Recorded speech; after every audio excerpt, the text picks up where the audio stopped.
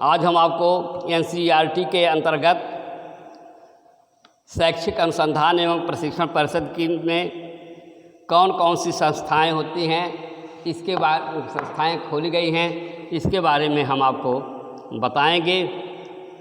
और स्कूली शिक्षा के क्षेत्र में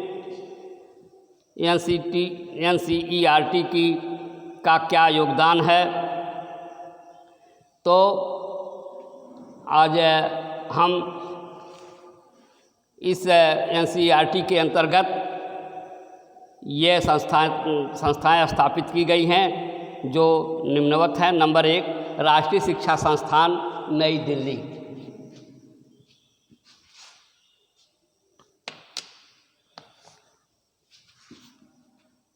एनसीईआरटी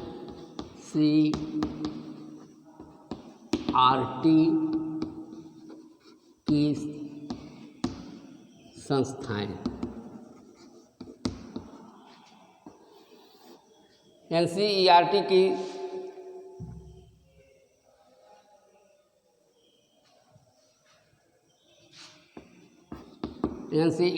की संस्थाएं हैं। नंबर 1, राष्ट्रीय शिक्षा संस्थान नई दिल्ली। राष्ट्रीय शिक्षा संस्थान नई दिल्ली। नंबर 2, केंद्रीय शैक्षिक तकनीकी संस्थान नई दिल्ली। केंद्रीय शैक्षिक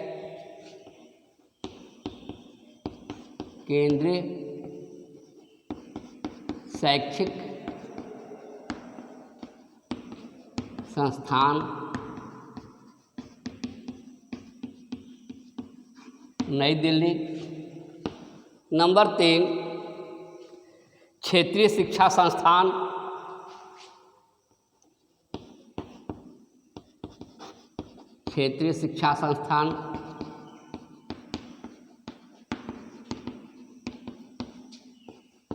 नंबर 4,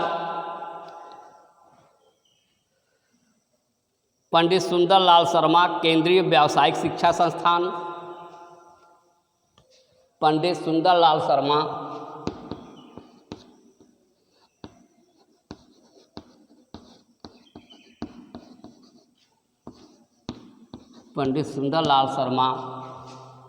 केंद्रीय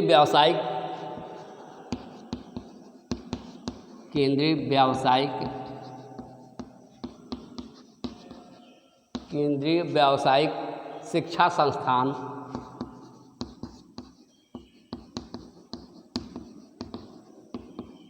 भोपाल, मध्य प्रदेश। तो इस तरह से ये संस्थाएं आपकी राष्ट्रीय शिक्षा संस्थान नई दिल्ली में एक संस्थान है जिसका मुख्य क्षेत्र जो है शिक्षक प्रशिक्षण कार्यक्रम का संचालन करना, विभिन्न कार्यालयों की स्थापना करना, कोठारी आयोग 1964-66 की सिफारिश के आधार पर दिल्ली से संबद्ध विश्वविद्यालयों की स्थापना करना और शिक्षण की कार्य को देखना सुनना। केंद्रीय शैक्षिक तकनीकी संस्थान दूसरा, इसका मतलब तकनीकी शिक्षा देने के लिए केंद्र स्तर पर कुछ भी संस्थाएं जो स्थापित की गई हैं, जो नई दिल्ली में स्थापित है, उसके द्वारा हार्डवेयर एवं सॉफ्टवेयर की तकनीकी संस्थाएं संचालित होती हैं। कि क्षेत्रीय शिक्षा संस्थान के अंतर्गत ये 4-5 हैं, इनकी संख्या है। जैसे एक संस्था है अजमेर में, भोपाल में, भुवनेश्वर में, मैसूर में और शिलांग। इस तरह से 5 क्षेत्रीय संस्थाएं हैं जो 2 वर्षीय बीएड, बीटीसी, एमएड आज की शिक्षण संस्था आज की व्यवस्था करती हैं। और सर सुंदरलाल शर्मा केंद्रीय व्यावसायिक शिक्षा भोपाल मध्य प्रदेश में, इसके अंतर्गत इस संस्थान की स्थापना सन 1994 में की गई, जिसमें व्यवसाय से संबंधित व्यावसायिक पाठ्यक्रमों का संचालन होता है। और यह संस्था देश के विभिन्न भागों में स्थापित करके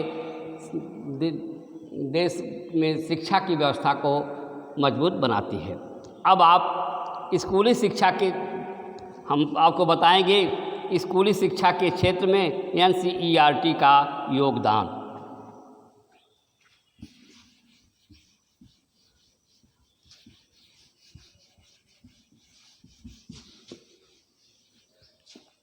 स्कूली शिक्षा में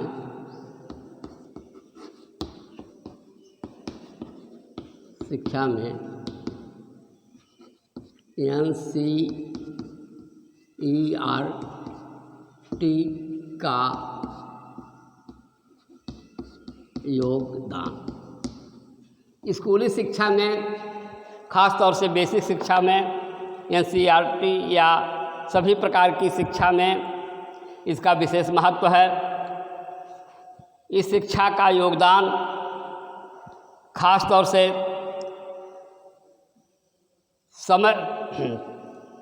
समय के साथ साथ स्कूली शिक्षा के उद्देश्यों में परिवर्तन करना, आधारभूत पाठचर्चा का निर्धारण करना, इसका निर्धारण करने में इसका योगदान है।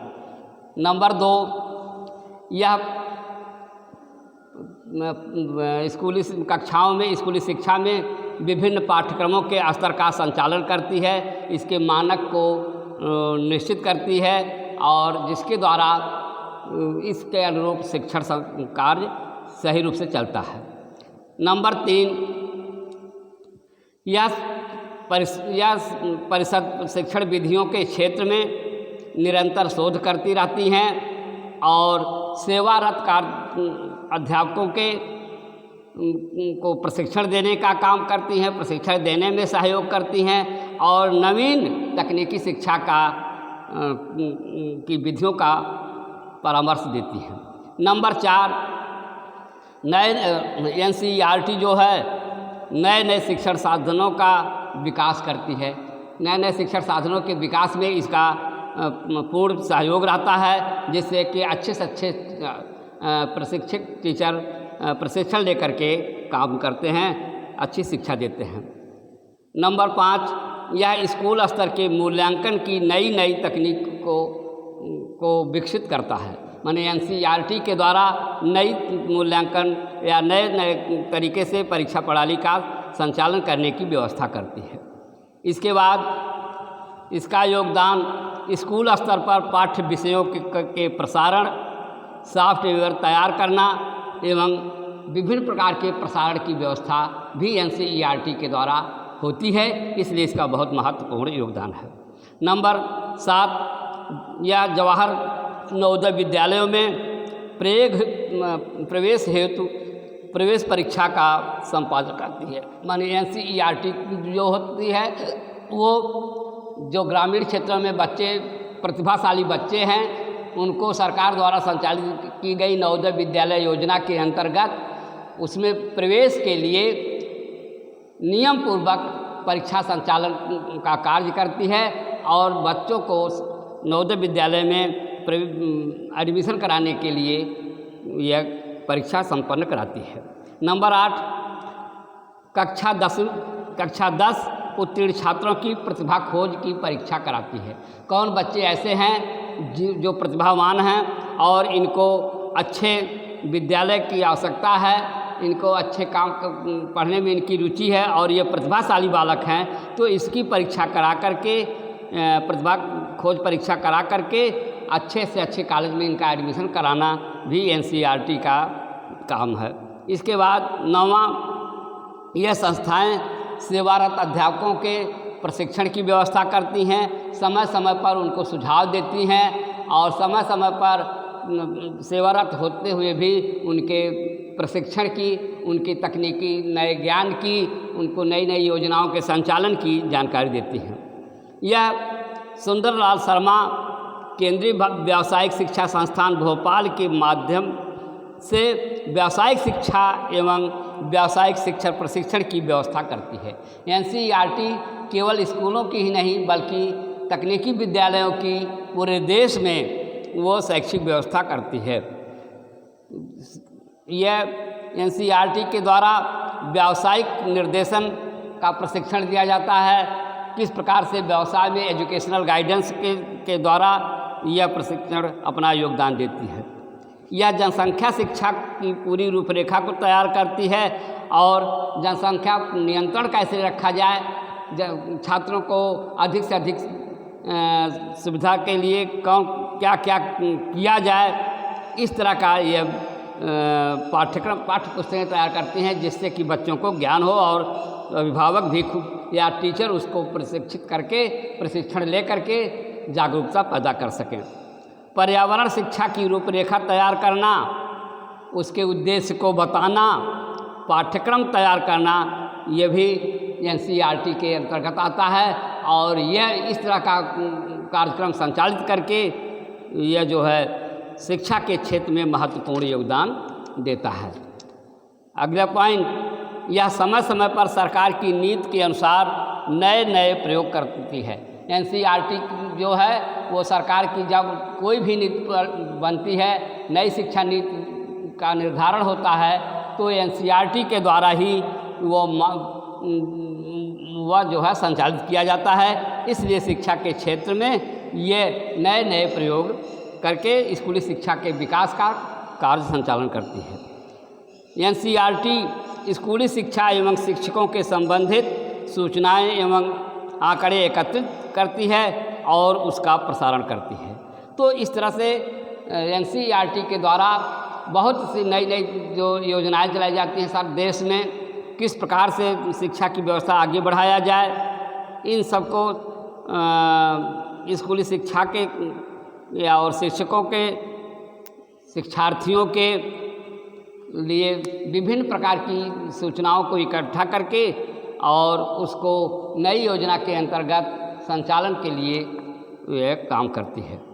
इस तरह से एनसीईआरटी शैक्षिक सूचनाओं के संकलन, प्रसारण, फैलाव